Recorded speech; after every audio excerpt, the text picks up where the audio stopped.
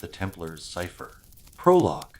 Rouen, France, March 18, 1314.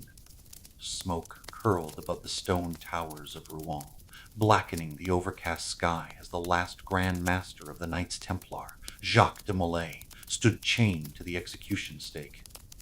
The square teemed with anxious townsfolk, nobles, and clergy, the silence broken only by the distant toll of church bells.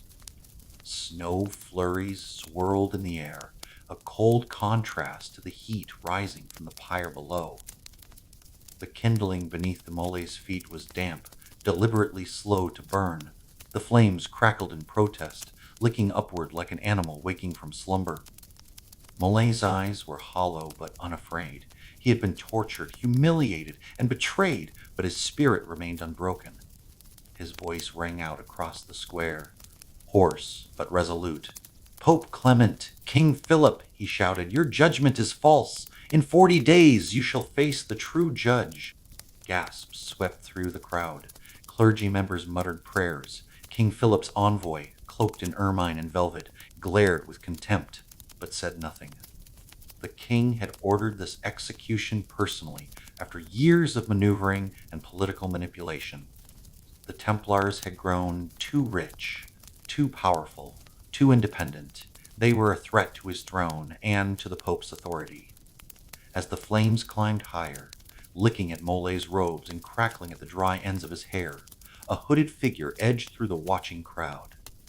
He moved with the grace of someone trained in silence, his destination not the scene of execution, but the ancient alley behind the convent walls.